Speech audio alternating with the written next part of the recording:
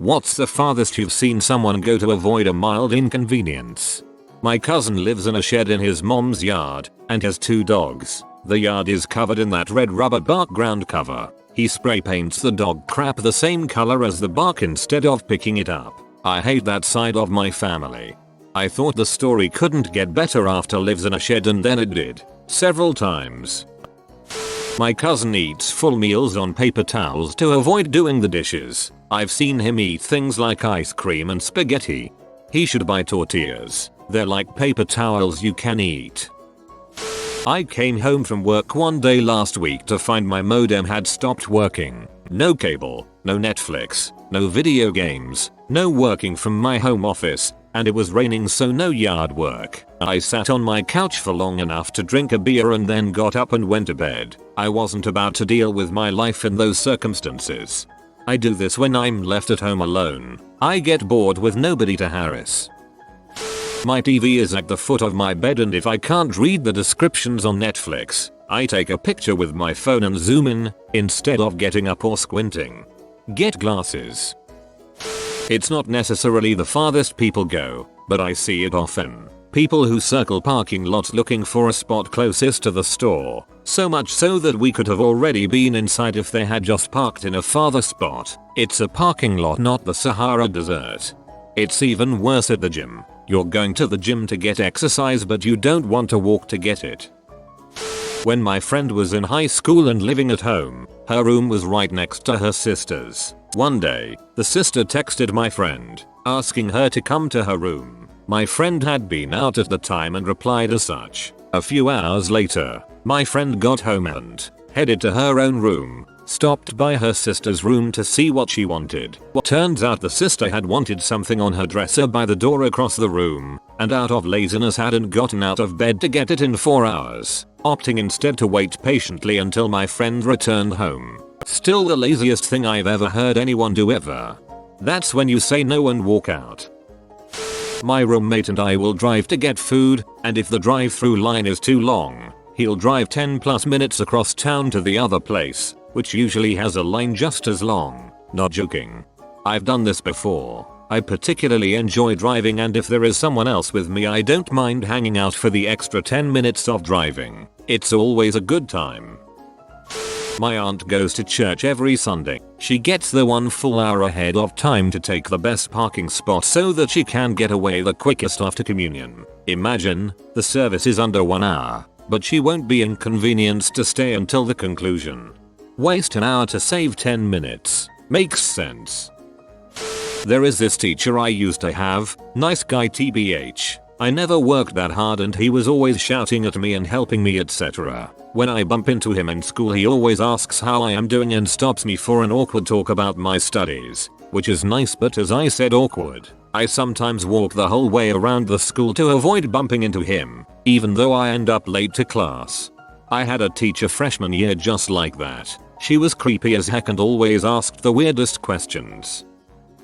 While checking in a guest at a hotel, I open the form for a new guest and start taking his information. He hands me his ID and I quickly record all his info. I then ask him for his credit card and member number for the rewards card. He says, I've been here before. It should be in your system. I don't want to have to get them out of my bag. I can visually see his wallet sitting right there in the bag on top of everything. I explained that in order to look it up, I'd have to cancel out the in-progress check-in and manually search to find his info, which takes a few minutes. We also were in the middle of a thunderstorm, which almost always disrupts the satellite connection our network goes through and cuts us off from our host. I explained that it may be extra slow to retrieve information at this moment. He just stares at me, so I exit out of the reservation. I begin the search under the name on his ID. It takes at least 3 minutes for my software to bring up results due to the storm. His name is not there as a past guest. He then informs me that they always normally stay under his wife's name. Get back into the search screen. Search his wife's name. Connection is totally lost. I can hear the rain pouring outside very hard and know exactly why. I tell him this and he simply says, "It'll be back up in a minute, right?" I explain that only search functions that need to connect to our host are held up by this and I could just check him in quickly by taking his information from him. Nope. Guy insists on waiting several more minutes, with now very annoyed guests behind him waiting to check in, just because he did not want to remove 2 cards from his wallet. The entire check-in took over 15 minutes, when I could have had it done and him in his room in 1. That is supreme laziness, coupled with a thick slathering of stubbornness. Our system no longer stores this information for security reasons. I will need to enter it again. I lost 45 pounds in about 8 months. 180 pounds to 135, so a significant portion of my body weight. Someone asked me how I did it. I'd eat out for lunch, breakfast, but I basically didn't keep anything ready made to eat at the house. If I wanted to eat something at night, I would have to get up and do something. Frick that, I'd rather just lose the weight. That's not a bad idea, actually. When I was in high school I used to run track. After school sometimes I would run 6 miles, get back to school and wait for my parents to come pick me up. Sometimes it would be a few hours. Then I would ride home a half mile away. I never understood myself why I wouldn't just walk home. I joined track in high school. About a week in, we were halfway through the run, which was a block away from my house. I didn't feel like running that day, so I slowed my pace, and when I got to the back of the group I ran home and never went back. My old place had a concierge service. Basically you could email requests and if they were easy they'd be done immediately. I once got a picture printed so the dude would bring it up. He had his own card to open the door, so when he knocked I said come in. He comes and leaves the picture, and just when he is about to leave I reveal my true purpose. Hey man, could you turn on the lights on your way out? And he does, and I didn't even have to move an inch. My brother had a great introvert moment. Drive to coffee shop. Stranger walks in and asks for help jumping their car. To avoid awkward social interaction my brother says he walked, gets coffee, goes outside to find needy stranger parked next to his car. To avoid possible conflict, my brother walks 20 minutes home. I could see myself doing that. I used to live in an area where 3 different McDonald's locations were all within a 10-minute drive from my house. I really liked their iced coffee and would buy one every other morning. I kept rotating locations because I did not want to become too much of a regular at any, and possibly deal with small talk. I wait in the bathroom stall until there's no one else in the bathroom, or someone enters another stall. The longest I've waited was around 5 minutes because 2 guys decided to have a conversation. We have a bathroom at my university that is pretty old and isn't used very often. It has a movement sensor, so the light only turns on when you enter and turns off after a few minutes. Often while crapping red lighting the lights turn off and I just sit there in the darkness. If someone else comes in while it's dark, I don't make my presence known so they never realize I was sitting there in the dark. My college roommate was taking a final in the computer lab when he decided he needed more time to study. He got up, slid his finger down his mouth and started puking all over the floor. Mind you, this in front of a few hundred people and a good bit of people we knew. He goes go the guy and gets 2 extra days to take his test. I come home to him wrapped around a bong and a beer in his hand, so excited to tell me how he got off taking ETC 1000 final. Education studies. Common sense gets you an A on that final. I saw some kid punch himself in the nose and get this horrible bloody nose during a final. He went to the ER and claimed some elaborate story to our professor and got an extra week. Funny thing is he didn't have health insurance. I've had teachers call me by the wrong name for all 4 years of high school simply because I can't be bothered to correct them. Haha, my own name has a slight twist on an otherwise common name, and like 90% of the time people get it wrong and use the common spelling. I never bother to correct them. I owed my lawyer major $sign after a protracted divorce, and I was paying him off in installments. One morning I walked to the post office to mail him a check for another installment on what I owed him. This involved walking right past his office, which I didn't want to go into personally because I'm socially awkward and I felt like everyone there knew how bad my finances were and I was ashamed. Fortunately things have got better since then. In French we have 2 sorts of you, the formal one vous and the casual one. 2. During my first job as a trainee I had to work with a consultant and didn't know which one I should use. Instead of simply asking, was too shy at the time, I just spent 6 months talking to him without using the word you. Now I wonder how awkward it must have been for him. and if he found out what the deal was or if it was just something that felt weird with me but that he couldn't identify. This is pretty easy one to solve. Always use VU. Those who don't like being called that will jokingly say you don't have to be so formal or I'm not old enough to be a VU, but no one gets angry or disrespected by being called VU. On the other hand, calling an authority figure or an older person too can be seen as very disrespectful. Always go with VU first if you're unsure. I used to take the back door to work, which is well around the block, because of a very aggressive pigeon that would coo loudly and fly at my face. To my knowledge, I've never done anything to anger him. To this day I believe it's a race thing. Frick you, fascist pigeon. He probably had a crush on you.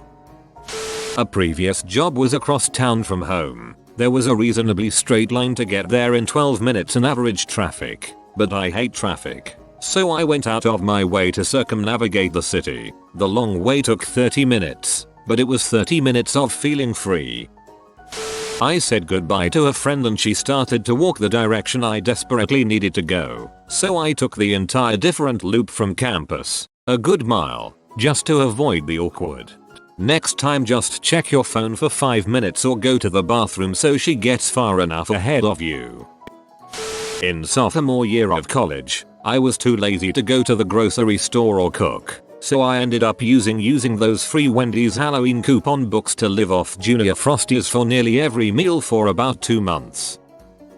This is not the farthest by a long shot, but sometimes I'll be on the couch, and the remote for the Fire TV is like 3 feet away, so I'll whip out my phone and use the Fire TV app on that. Then the volume is too high and I'll have to get up to get the TV remote anyways. What a life.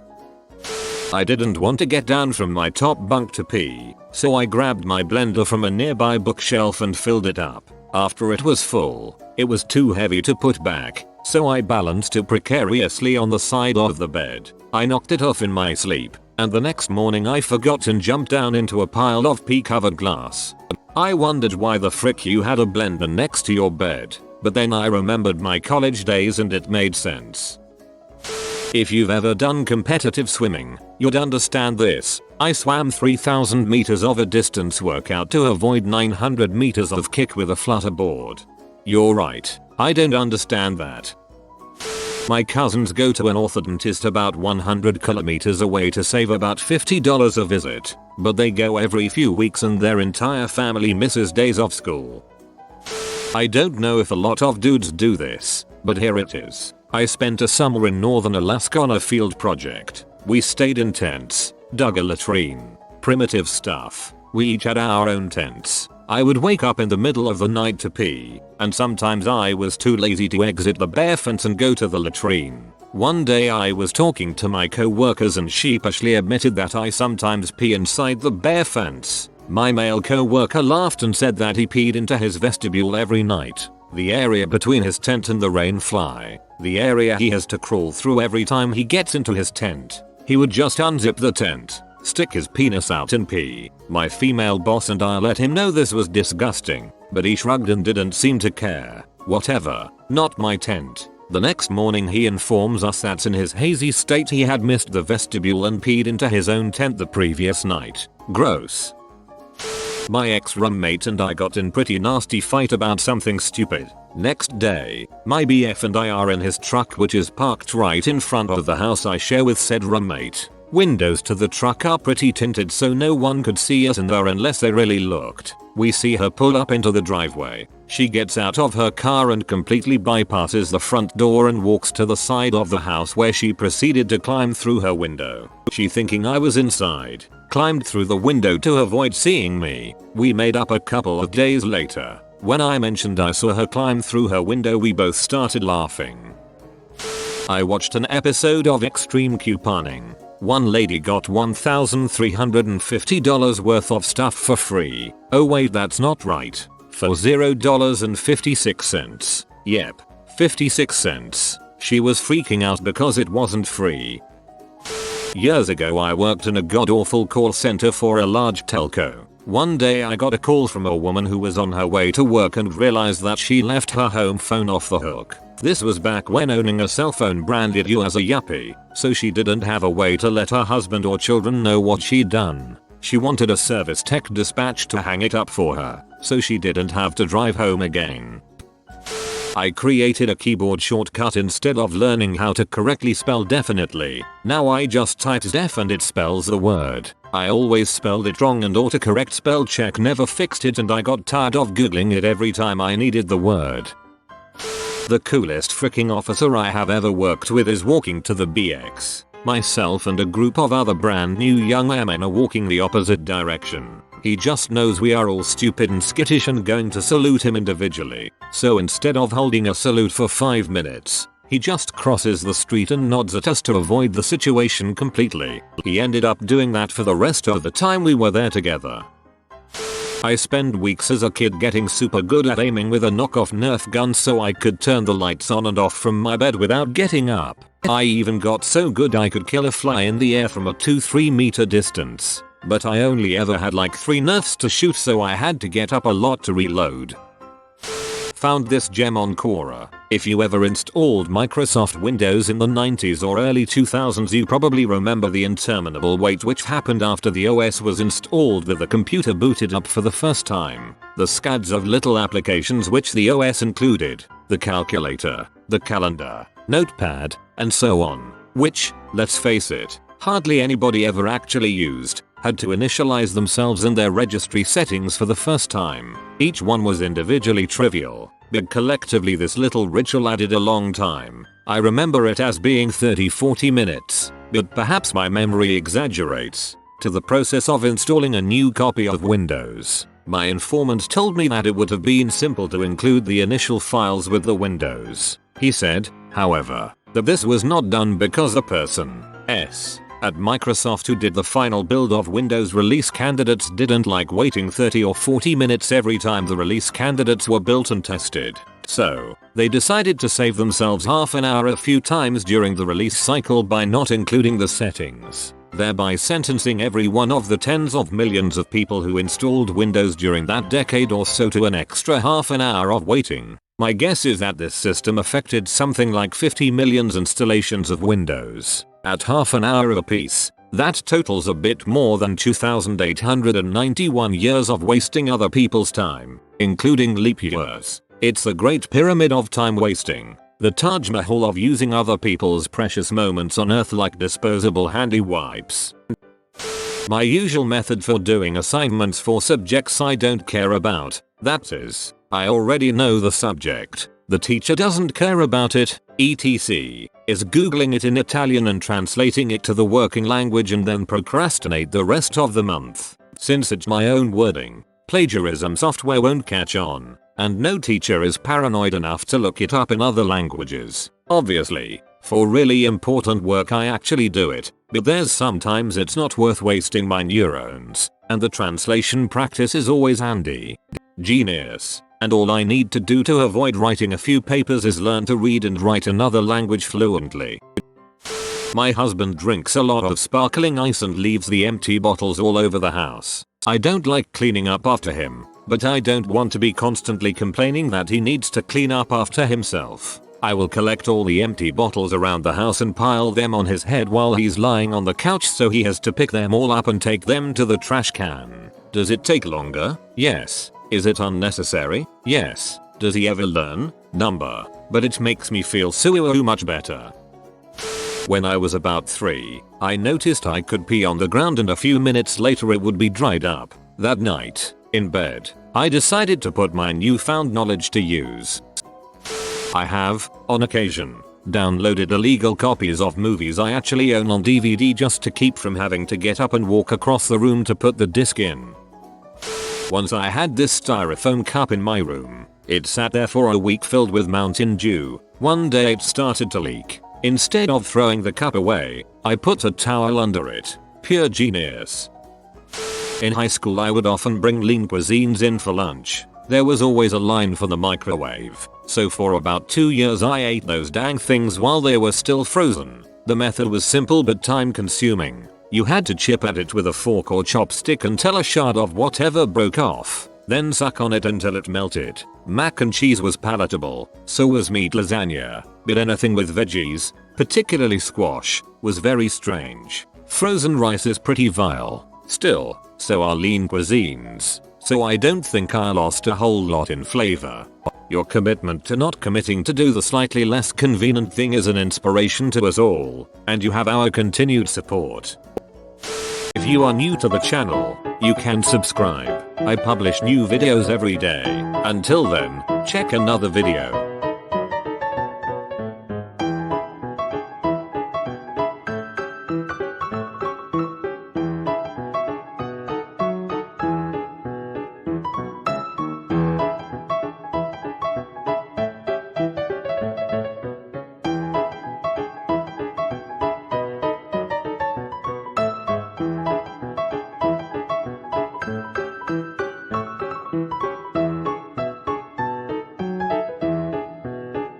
Bye for now.